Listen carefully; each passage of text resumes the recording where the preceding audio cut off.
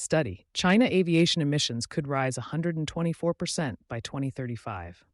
A peer reviewed study projects China's aviation related nitrogen oxide and particulate matter emissions will rise sharply through 2035, despite technology and efficiency improvements, as growth shifts from megacities to newly built regional airports.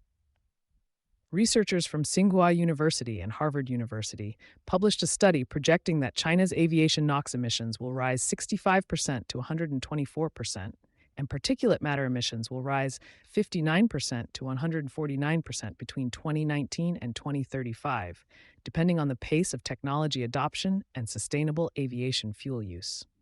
The study links city-level air travel demand, fleet turnover, and route-level flight operations to project how aviation activity and its emissions will redistribute across Chinese cities as the country's civil aviation sector continues to expand. The projected growth is not concentrated where it has been historically.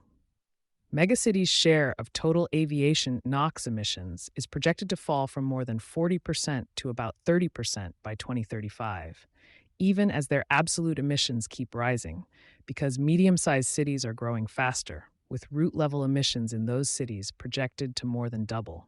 Newly built airports, many located in western China, are projected to contribute an additional 17% of national aviation NOx emissions by 2035.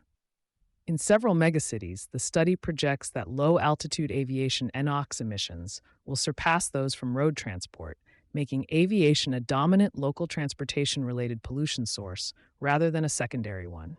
Atmospheric modeling in the study estimates aviation-attributed PM 2.5 and ozone could account for up to 9% and 14% of ambient concentrations, respectively, in developed urban regions by 2030.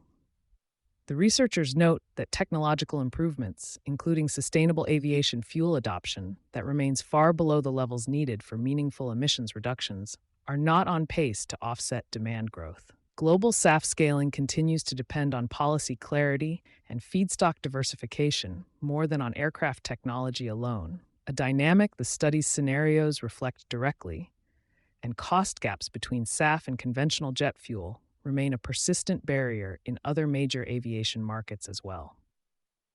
You've been listening to Sustainability Soundbites by Environment and Energy Leader. For partnership opportunities, please reach out to our team.